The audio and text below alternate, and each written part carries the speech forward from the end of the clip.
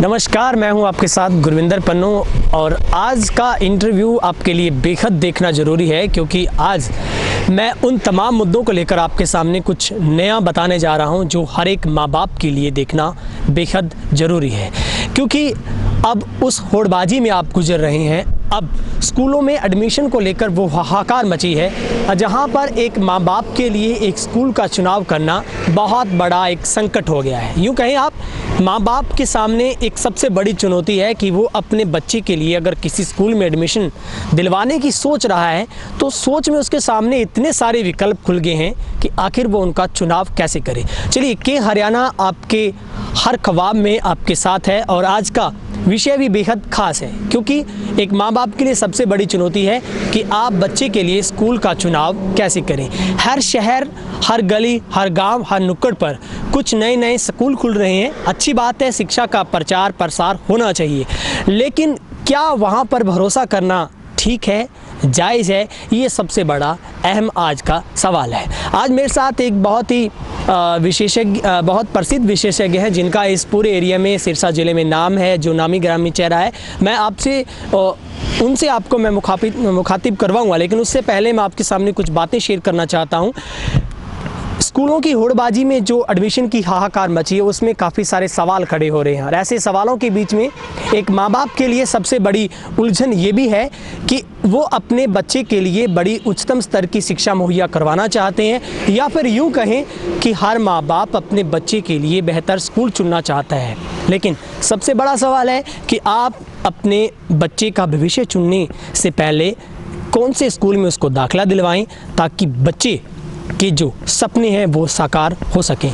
आज मैंने बेहद ख़ास इसलिए भी है और मैं आपको ये भी बता दूं कि मैंने इस इंटरव्यू के लिए जिस विशेषज्ञ को चुना है, जिस स्कूल की जो संस्था कई सालों से डबवाली नहीं बल्कि ज़िला सिरसा में अग्रणी स्थान रखती है, वो है HPS शेरगढ़। किसी भी परिचय का मोहताज नहीं है। हरियाणा पब्लिक स्कूल मंडी डबवाली की एक ऐसी संस्था है जहां पर आचार्य रमेश सचदेवा जी, जो कि निदेशक हैं स्कूल के, उन्होंने इस एरिया में हर एक संस्थाओं के साथ मिलकर मार्गदर्शक होने का जो उन्होंने जो रोल अदा किया है वो वाकई में अपने आप में बखूबी निभाया है। बहुत उन्होंने अच्छा कार्य किया इस क्षेत्र में, शिक्षा जगत में उनकी खास पहचान है। इसलिए आज के इंटरव्यू में हमारे साथ के हरियाणा के इस अंक में आज के मुख्य मेहमान हमारे साथ हैं आचार्य रमेश सचदेवा जी। सबसे पहले आचार्य जी, आपका हमारे कार्यक्रम में के हरियाणा पर बहुत बहुत स्वागत है। शुक्रिया। मैं भी के हरियाणा की टीम को ये जो विषय चुना है स्कूलों का, उसके लिए उन्हें मुबारकबाद देता हूँ। वास्तव में जितने भी चैनल हैं उनकी अपना एक मकसद रहता है कि हरियाणा हमेशा समय समय पर अपनी जिम्मेवारी को बखूबी निभाता है और ये बिल्कुल आपने ठीक वक्त चुना है क्योंकि इस समय माता पिता, विद्यार्थी सब उलझन में हैं। अलग अलग तरह के लॉलीपॉप उन्हें दिए जा रहे हैं। ऐसे में वो किस बात का सहारा लें, किन मुद्दों पर सहारा लें, ये जानकारी उन्हें मुहैया कराना, मैं इसके लिए के हरियाणा टीम को मुबारकबाद देता हूँ। बिल्कुल आचार्य जी, आपके हम बहुत बहुत आभारी हैं। आपने इतना समय निकाल के हमारे साथ तमाम आज मुद्दों पे चर्चा के लिए हमारे बीच में आए हैं। मैं सबसे पहले हमारे दर्शकों की जानकारी के लिए बता दूं कि अगर आप टीवी सेट के सामने अभी अभी आए हैं तो आप अपनी डायरी, पेन सब कुछ तैयार रखें क्योंकि आज के हरियाणा आपके लिए तमाम उलझनों को निकाल कर वो समाधान, वो तरीके लेकर आपके बीच में आया है कि आप अपने बच्चे के स्कूल का चुनाव कैसे करें। ठीक मित्रों, उसी तरह से जैसे आप अपना ट्रीटमेंट करवाने के लिए, आप अपनी सेहत के लिए अगर किसी भी डॉक्टर से दवाई लेने जाते हैं तो आप हर एक हॉस्पिटल में नहीं चले जाते। अगर आप अपनी ज़रूरत का सामान खरीदना चाहते हैं, आप राशन लेना चाहते हैं तो आप हर दुकान में नहीं चले जाते। इसलिए आपको सबसे पहले विश्वास और उस कसौटी से गुजरना पड़ता है, वो दृष्टिकोण आपको लेना पड़ता है जहां पर आप बिना किसी झिझक के विश्वास कर सकें। ठीक यही नियम लागू होता है, यही सूत्र लागू होता है स्कूलों के ऊपर जब शिक्षा का बाजारीकरण होने चला है। ऐसे में ये बहुत अहम है कि आप अपने बच्चे का भविष्य सोच समझकर चुने। चलिए, सवालों की मैं यहाँ पर बौछार शुरू करूँ। आचार्य रमेश सचदेवा जी हमारे साथ हैं। आचार्य जी, सबसे पहला सवाल मैं हर एक माँ बाप के जहन से मैं ये लेकर आया हूँ, पूछना चाहता हूँ कि माँ बाप इस जो एडमिशन की हाहाकार मची है, एक होड़बाजी है कि हर स्कूल पेरेंट्स के दबाव पर पहुंच रहा है, तरह तरह के लॉलीपॉप्स दिए जा रहे हैं, बहुत कुछ परोसा जा रहा है, लेकिन माँ बाप अपने फ्रेश माइंड से कैसे चुनाव करें? सबसे पहली जो एक सीढ़ी है वो है कि स्कूल का चुनाव कैसे करें? माता पिता की सबसे बड़ी जिम्मेवारी है, और आज के युग में हमारे क्षेत्र में हर माता पिता चाहता है कि मैं अच्छी से अच्छी शिक्षा दिलाऊं। अच्छी से अच्छी शिक्षा का अभिप्राय स्कूल से जुड़ा हुआ है, परंतु स्कूल की बिल्डिंग से नहीं जुड़ा हुआ। माता पिता को सबसे पहली बात जो ध्यान रखनी है वो यही है कि यदि कोई स्कूल अपनी बिल्डिंग के बलबूते पर या अपने अलग अलग ऐसी सुविधाओं को मुख्य रख कर करके वो शिक्षा मुहैया कराने की बात करता है तो वो न्यायोचित नहीं है, उस झांसे में नहीं आना चाहिए। बल्कि एक स्कूल, उसका इतिहास क्या है, उसने किन मुद्दों को छू करके जो है शिक्षा के आयाम स्थापित करे हैं, उनकी जानकारी होनी बहुत ज़रूरी है। उससे भी बड़ा ज़रूरी है कि हम सभी लोग पैसे दे कर करके हमें समझता है कि बाकी काम स्कूल वाला करेगा। ऐसा भी कभी नहीं। स्कूल आपकी पहुंच में होना, स्कूल के जो संचालक हैं या स्कूल का जो प्रिंसिपल है, यदि आप उसके किसी भी व्यक्तिगत रूप से संपर्क में हैं और इस नाते से अपना बच्चे को वहाँ भेजते हैं, ऐसा भी आप कभी न करें। इसके लिए आपको केवल कुछ बिंदु हैं जिनको ध्यान रखना है, और उसके लिए जैसा मैंने पहले बताया, केवल बिल्डिंग या भिन्न भिन्न सुविधाएं, जैसे आजकल स्मार्ट क्लास के नाम पर एक लॉलीपॉप सब स्कूलों में दिया जाता है। मैं बताना चाहता हूँ, मैं इस क्षेत्र का पहला विद्यालय था जिसने ये स्मार्ट क्लास शुरू करी, और उसके चलाने के बाद ठीक 3 महीने बाद हमने बंद कर दी। हालांकि हमने इससे बच्चों से कोई पैसे नहीं लिए थे, हमें माता पिता का कोई दबाव नहीं था, परंतु बंद इसलिए कर दिया क्योंकि उसका कोई लाभ नहीं था। सबसे पहले होता है उसकी एसेंट, यानी कि वो किस भाषा में बोलते हैं। अंग्रेज़ी भाषा हम ब्रिटिश लोग पढ़ते हैं, परंतु कंप्यूटर आने के बाद यूएसए की एसेंट बहुत आ गई है, और उसी के बेस पर सॉफ्टवेयर बना कर करके उनको दिया जाता है, जो कि ना तो टीचर को समझ आते हैं, ना बच्चे को समझ आते हैं, ना प्रिंसिपल को समझ आते हैं, और उनको लगा दिया जाता है। दूसरा, वो टीचर उस टाइम उससे सीखता है या टीचर को पहले से आता है, ये आप लोग माता पिता नहीं जानते।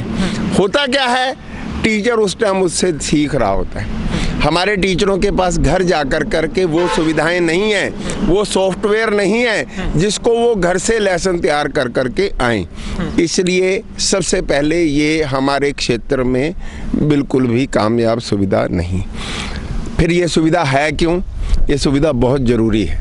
ये सुविधा तो ही ज़रूरी है, या तो घर पर नेट की सुविधा है और स्कूल वो पासवर्ड घर पर मुहैया कराता है, माता पिता के सहयोग से बच्चा उसको घर पर रिवाइज कर सकता है, या वो स्कूल रेजिडेंशियल है जहाँ से ये कर सकता है। और तीसरा, उस स्कूल का टीचर खुद डब कर करके उसके ऊपर अपनी आवाज़ से ये करता है। मेरे पास लगभग सॉफ्टवेयर वाली कंपनियां या ये चैनल चलाने वाले लोग आते हैं, उन्होंने एक ही बात कही कि हम ये देना चाहते हैं, और उन्होंने ये भी कहा कि आप हमारे साथ जुड़िए, आप डब करवाइए ग्रामीण क्षेत्र के लोगों के लिए। तो मैंने उसके लिए नहीं है। तो इसलिए माता पिता से निवेदन है कि वो ऐसे झांसों में ना आए, जो चीज़ लागू नहीं हो सकती, यदि हम उसको थोप करके या पैसे के नाते से या एक उसके नाते से, उसका कोई अभिप्राय नहीं है। आज ज़रूरत है अपने क्षेत्र में पुस्तकीय ज्ञान बांटने की, और उसको बांटा जाना जरूरी है। इसलिए माता पिता इस बात का ध्यान रखें कि पुस्तकीय ज्ञान उस स्कूल का मूल सूत्र है और उसकी सुविधाएं क्या है। सर, दूसरा सवाल ये आता है कि हर स्कूल इस बात की गारंटी लेने को तैयार है कि वो आपके बच्चे को काबिल बना देगा, लेकिन सवाल ये पैदा होता है कि इस बात की कौन अपेक्षा करेगा, कौन इस बात से सहमत होगा कि क्या वो अच्छी शिक्षा दे पाएगा, पढ़ाने में निपुण है वो स्कूल?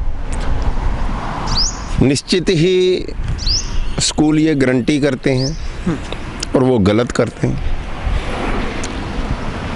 वास्तव में तो स्कूल का काम पढ़ाना है ही नहीं, मेरा तो ऐसा मानना है। स्कूल का काम है उसको सामाजिकता सिखाना, या ईश्वर ने जो उसकी बुद्धि पहले से उसको ज्ञान दे दिया उसकी परतें खोलना, और वो तब होगा यदि बच्चा और टीचर आपस में बोलते हैं। आज क्या है, अक्सर स्कूलों के अंदर मनोवैज्ञानिकों ने यह माना है कि टीचर और बच्चे के बीच में संवाद होता ही नहीं, और माता पिता इस बात की चिंता ही नहीं करते। माता पिता को किसी भी स्कूल में अपने बच्चा भेजते समय दो ही बातें ध्यान रखनी है। पहली बात तो क्या आज उसके जो 6 पीरियड या 8 पीरियड लगे उसके टीचर ने उससे कोई सवाल पूछा? ये हर माता पिता को रोज शाम को पूछना चाहिए। दूसरा, उस बच्चे ने अपने टीचर से कोई सवाल पूछा? यदि दोनों एक दूसरे से सवाल पूछते हैं और दोनों एक दूसरे को उत्तर देते हैं तो वो स्कूल गारंटी करने लायक है। यदि ये चीज़ें दोनों नहीं होती हैं तो वो स्कूल की गारंटी है। और उसके लिए माता पिता को कोई पढ़ा लिखा होना ज़रूरी नहीं। अक्सर माता पिता कहते हैं हम तो पढ़े लिखे नहीं हैं। आप बहुत पढ़े लिखे हो, जितने आप पढ़े लिखे हो, क्योंकि आपने जीवन के जो अनुभव ज्ञान करे हैं वो एक बच्चे की शिक्षा के लिए बहुत ज़रूरी होते हैं और आप उस पर पूरे खरे उतरते हैं। सर, एक बड़ा अहम सवाल ये है कि अब एक स्कूलों में जो सबसे एक ज़रूरी ये भी हो रहा है कि 2 in 1 के साथ जो फ्री वाला फार्मूला एक अपनाया जा रहा है कि 2 के साथ 1 फ्री है। ये कहाँ तक सही है? कितना लुभावना लगता है कि माँ बाप के सामने एक आर्थिक बोझ का संकट भी है, लेकिन इसमें कहीं ना कहीं जो समझौता है वो क्वालिटी के साथ किया जा रहा है, क्वांटिटी को बढ़ाने के चक्कर में। तो माँ बाप इस उलझन से कैसे बाहर आए, इसके लिए भी आप क्या राय देंगे उन तमाम पेरेंट्स के लिए जो ये चाहते हैं कि वो क्वालिटी को कैसे परखें और कैसे इस सूत्र से बाहर आकर अपने जो बच्चे का फ्यूचर है उसको कैसे वो ब्राइट कर सकते हैं? पहली बात तो किसी भी तरह का आकर्षण पैदा करके और या कोई स्कीम चला करके शिक्षा बांटना, ये वास्तव में शिक्षा का व्यापारीकरण है। संख्या भी महत्व रखती है, परंतु उसमें गुणवत्ता को नज़रअंदाज कर दिया जाए, ये गलत है। हर माँ बाप की इच्छा होती है कि मेरे बच्चे एक ही स्कूल में जाएं तो ज़्यादा अच्छा है, क्योंकि हमारा क्षेत्र शिक्षा के कारण से बहुत पिछड़ा हुआ है। हम ज़्यादा अपना पैसा जो है शिक्षा पर खर्च करने की बजाय रहन सहन या और दूसरे चीज़ों पर करते हैं। ऐसे में कोई भी स्कूल यदि इस तरह की आपको कोई भी सुविधा देता है या आप मांगते हो तो दोनों के लिए ही ये घातक है। करना माँ बाप को ये चाहिए, यदि आपके पास सामर्थ्य कम है तो आप उस स्कूल से सीधे निवेदन करें, वो स्कूल सुनेगा और उसके साथ आप बैठ कर के जो अपनी फीस देने का तरीका है आप उसको छोटी छोटी किस्तों में कर लें ताकि आपको बोझ भी ना लगे और वो हो जाए। कोई भी आदमी फ्री आज कुछ भी नहीं दे सकता, कोई भी। हम किसी भी दुकान पे जाएं, लक्स वाला भी यदि कहता है कि मैं 3 साबुन के साथ 1 साबुन फ्री देता हूं, तो हम सब जानते हैं कि उसने 3 में उसका पैसा वसूल कर लिया है। तो हम इन चीज़ों में, इससे होगा भी यही। पिछले दिनों होता था कि बाज़ार में कोई कापी बिकती थी, उसके ऊपर लिखा हुआ था 6 रुपये 80 पैसे, तो वो 6 रुपये में मिल जाती थी। 80 रुपये पैसे छोड़ना, वो लिख करके छोड़ना, वो कोई मतलब नहीं है। ऐसा ही सारे करते हैं, ऐसे किसी भी झांसे में नहीं आना चाहिए। सिर्फ इतना ही काम करना चाहिए कि माता पिता केवल और केवल इस बात के ऊपर करें कि अपनी जो हैसियत है उसके अनुसार जो है स्कूल का चुनाव करें, और बजाय इसके यदि 2+1 या 2+2 या इस स्कीम में जाते हैं और इस तरह से स्कूल में बच्चा पढ़ाते हैं तो कुल मिलाकर के उसका परिणाम बहुत अच्छा होने वाला नहीं। सर, कई बार ये भी होता है कि ऊंची दुकान फीका पकवान, यानी कि बच्चे के माँ बाप के साथ जो पहली बातें होती हैं, पम्पलेट्स या प्रोस्पेक्ट की बात करें, वहाँ पर बहुत बड़ी कारीगरी देखने को मिलती है कि वो सुविधाएं जो वहाँ पे दर्शाई जाती हैं या माँ बाप के सामने दिखाई जाती हैं वो होती ही नहीं है, वास्तविकता कुछ और होती है। ऐसे में उस उलझन से माँ बाप कैसे बच सकते हैं? सबसे पहले तो माता पिता जिस भी स्कूल में अपने बच्चे को भेजना चाहते हैं उस स्कूल के अंदर जाएं, बजाय कि गांव में ही बैठ कर के कोई 1000-2000 रुपया दे करके रजिस्ट्रेशन कर जाए या करवा लें, या वहीं बैठे फीस की जानकारी ले करके सोचें कि फैसला कर लें। जब तक आप स्कूल नहीं आते हो, आपकी प्राथमिकता ही पहले बिल्डिंग है। फिर दूसरी जो चीज़ है आपके सामने कि वहाँ का जो फीस स्ट्रक्चर है वो आपको ठीक लगता है कि नहीं। और तीसरी चीज़ है कि स्कूल ने जो वायदे करे हैं वो वायदे उनमें से नए कितने हैं और पुराने कितने हैं। एकदम से मैं आज कहूँ कि मैं 20 योजनाएं आने वाले साल में लागू कर दूंगा तो निश्चित ही मैं मूर्ख बनाने के काम कर रहा हूँ, जो हो ही नहीं सकते हैं।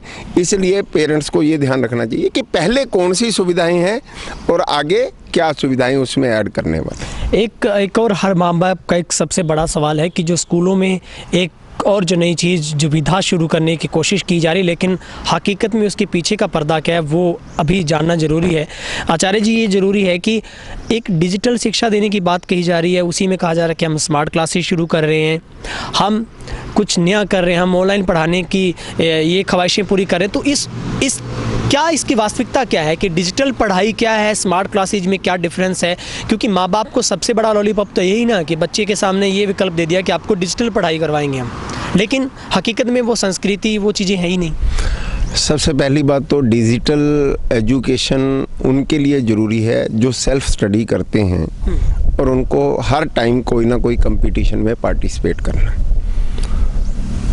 हमारे यहाँ पर टीवी जो है वो टाइम वेस्टेज माना जाता है, मोबाइल टाइम वेस्टेज माना जाता है, जबकि ये बहुत उपयोगी हैं, इनका उपयोग ठीक से किया जाए।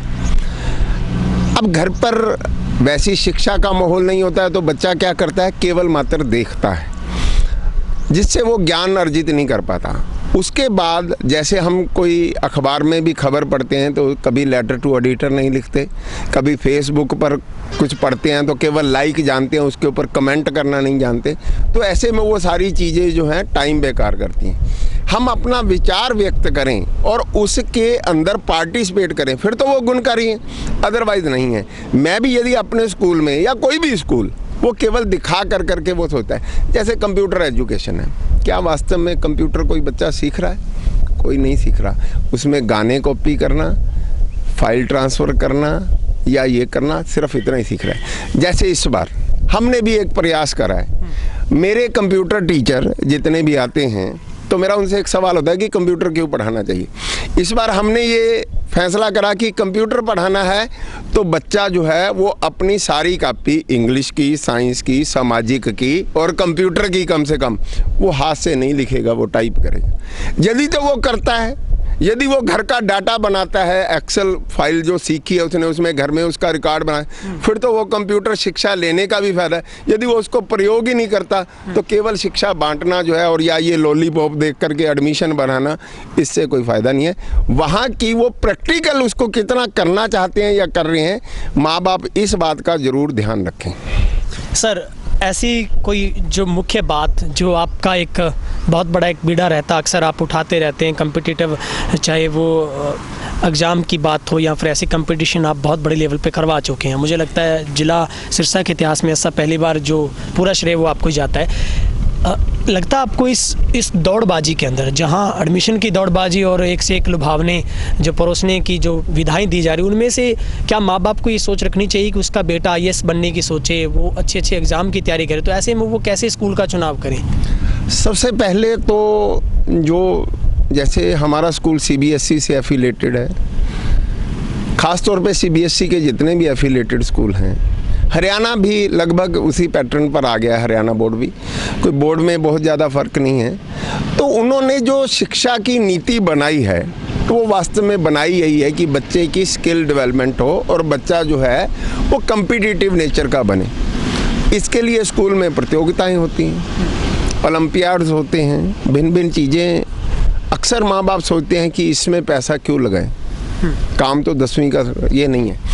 पढ़ाई के साथ साथ उसको बहुत कुछ सीखना है और वो सीखेगा तभी यदि उसको हम किन्हीं प्रतियोगिताओं में भाग लाते। सबसे पहला काम है भाग लेना, भाग लेने के बाद उसमें फिर उसमें क्या पोजीशन आई और हर साल वो किस सीढ़ी दर सीढ़ी आगे चढ़ता जा रहा है, ये उसकी जानकारी बढ़नी चाहिए।